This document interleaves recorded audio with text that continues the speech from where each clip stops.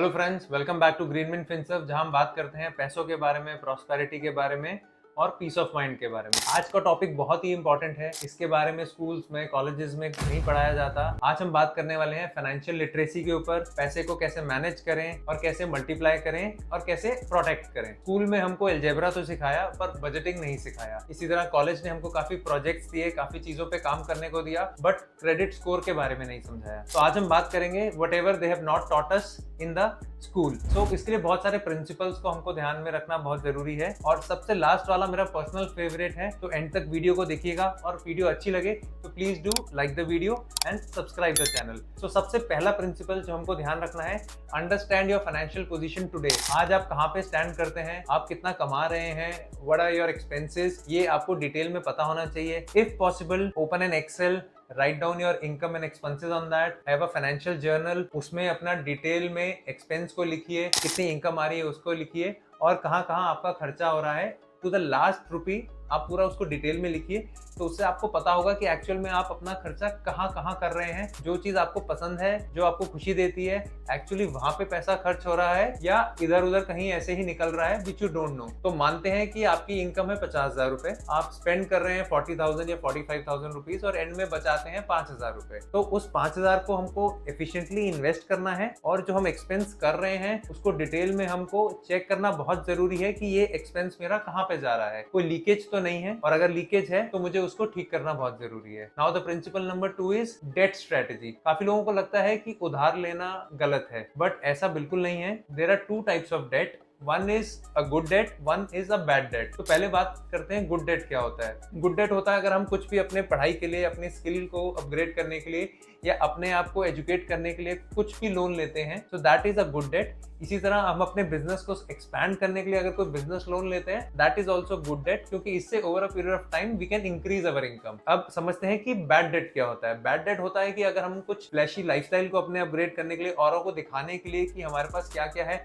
उसके लिए अगर लोन लेते हैं, high level of interest rate पे कुछ चीज खरीदते हैं, then that is a bad debt. हमको कोशिश करनी चाहिए उसको अवॉइड करने की और गुड डेट पे हम फोकस कर सकते हैं to upgrade ourself. Now the third point is setting goals. हमको गोल्स स्मार्टली बनाने चाहिए। अब स्मार्टली का क्या मतलब है? सो स्मार्ट की फुल फॉर्म है goals should be specific, measurable, achievable, relatable and time bound. So for example मुझको 50,000 रुपए बचाने हैं, एक गोल तो ये हो गया, but this is not a smart goal. The smart goal is मुझे 5 लाख रुपए अगले 1 साल में अपने इमरजेंसी फंड के लिए बचाने हैं। So this goal is very specific, measurable, achievable, realistic and time bound हो गया, क्योंकि हमने टाइम दे दिया कि हमको 1 साल में ये पैसा बचाना है। तो आपके जितने भी गोल्स हैं आप उसको एक पेपर पे लिखिए और शॉर्ट टर्म गोल्स हो, मीडियम टर्म गोल्स हो, लॉन्ग टर्म गोल्स हो, उसको क्लासिफाई कीजिए और उसको स्मार्टली डिजाइन कीजिए, एक डेट, एक नंबर के साथ, ताकि आप उसको ग्रेजुअली फुलफिल कर सकें। और उसके लिए आप स्मार्टली उसको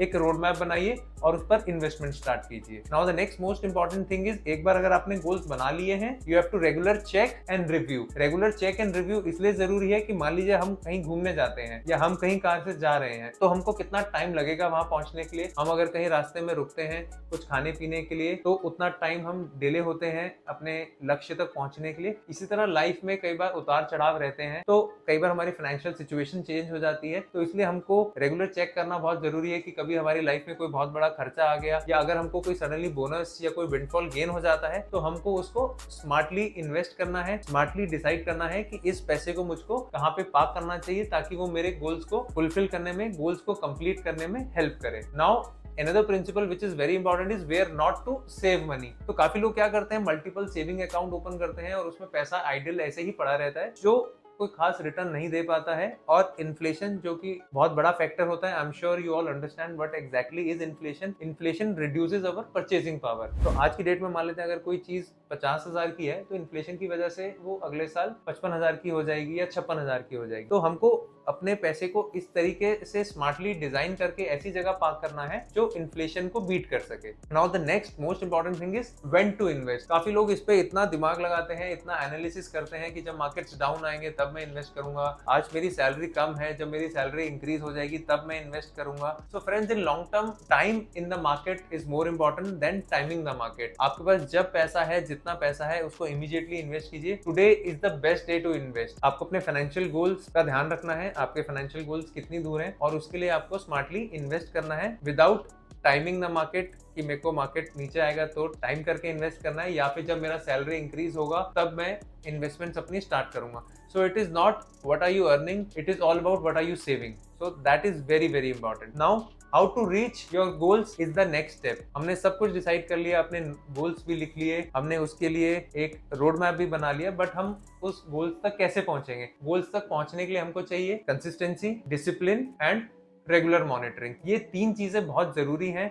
आपको कंसिस्टेंसी बनाए रखनी है, एक डिसिप्लिन अप्रोच रखनी है, एंड रेगुलर मॉनिटरिंग करना बहुत जरूरी है कि क्या मैं सही दिशा में जा रहा हूँ. Am I reaching towards my financial goals or not? If not, if I have to change my strategy, then you have to decide accordingly. Now the next thing is आपकी इन्वेस्टमेंट स्ट्रैटेजी क्या होनी चाहिए. तो जैसे कि कहते हैं कि personal finance is very very personal. जी हाँ फ्रेंड्स, हर इंडिविजुअल के लिए पर्सनल फाइनेंस डिफरेंट होता है, क्योंकि उनके फाइनेंशियल गोल्स डिफरेंट होते हैं, उनका रिस्क एपेटाइट डिफरेंट होता है, उनका टाइम होराइजन डिफरेंट होता है. इसीलिए हर एक का इन्वेस्टमेंट स्ट्रैटेजी भी डिफरेंट होगा. इसके लिए इंपॉर्टेंट है आपको एक एसेट एलोकेशन अपने लिए बनाना है. कुछ पैसा इक्विटी में डालिए, कुछ पैसा डेट में डालिए, कुछ पैसा गोल्ड में डालिए, कुछ पैसा रियल एस्टेट में डालिए if the pocket allows you. तो स्मार्टली अपना एक एसेट एलोकेशन बनाइए. अपने गोल्स तक पहुंचने के लिए उसमें कंसिस्टेंटली इन्वेस्ट करते रहिए.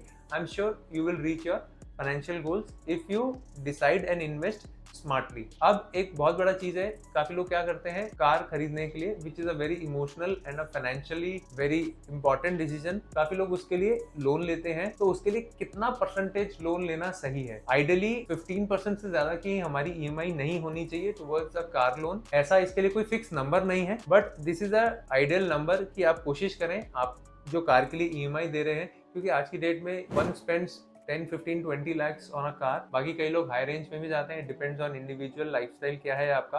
अगर आप किसी को फ्लैशी अपना दिखाना चाहते हैं, सिर्फ उसके लिए कार मत खरीदिए. आपको एक्चुअल में क्या जरूरत है, क्या रिक्वायरमेंट है, आपकी क्या सैलरी है, क्या आपकी पॉकेट अलाउ करती है, उसके हिसाब से आप अपनी इन्वेस्टमेंट्स को, अपनी ईएमआई को डिसाइड कीजिए. एंड प्लीज ट्राई कि वो 12 to 15% से ज्यादा ना हो for purchasing a car. Last point, और इस पे बहुत लोग बहुत डिटेल में चर्चा करते हैं, शुड यू बाय और rent a house is the next principle. It is a very emotional decision. Wife का प्रेशर रहता है कि yes we should have a home, and I do agree, एक अपना घर होना बहुत जरूरी है.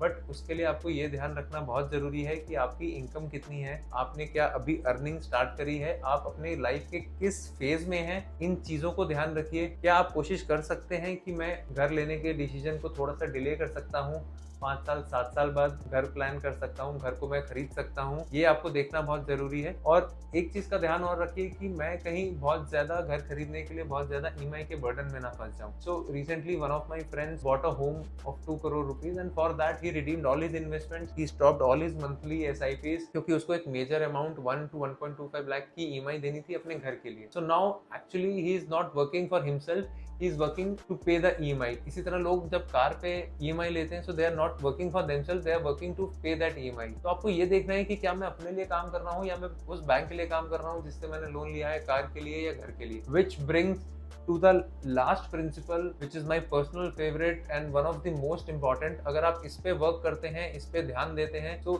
you will be financially free. और इस प्रिंसिपल का नाम है फाइनेंशियल फ्रीडम. तो आपको एक डेट डिसाइड करनी है, एक साल अपने लिए डिसाइड करना है. You have to write it down on paper that this is the year when I decide to be financially free. अब फाइनेंशियली फ्री का मतलब क्या होता है फ्रेंड? फाइनेंशियली फ्रीडम का मतलब होता है the day when your passive income can take care all your expenses, that you don't have to work specially for money. On that day you are financially free. उस दिन आपके पास time है, peace of mind है, जो भी आपके dreams हैं, एस्पिरेशंस हैं, फैमिली के साथ टाइम स्पेंड करने के लिए जो आप करना चाहते हैं वो आप कर सकते हैं. That is financial freedom and this is my personal favourite. आप इस पे जरूर ध्यान दीजिए, इस पे वर्कआउट कीजिए that you are not working for money, your money is working and you are financially free to enjoy your life. Hope you have like the video. आपको जितने भी प्रिंसिपल्स इसमें शेयर किए गए हैं ये हमको कहीं नहीं बताए जाते हैं. आप प्लीज इस पे ध्यान दीजिए. और अगर आपको वीडियो अच्छा लगा हो तो please do like the video and subscribe the channel. और इस वीडियो को अपने फ्रेंड्स और अपने फैमिली मेंबर्स के साथ शेयर कीजिए ताकि वो भी इन प्रिंसिपल्स को फॉलो कर सकें, फाइनेंशियली एजुकेट हो सकें और फाइनेंशियली साथ साथ फ्री भी हो सकें. मिलते हैं नेक्स्ट वीडियो में. Till then invest smartly.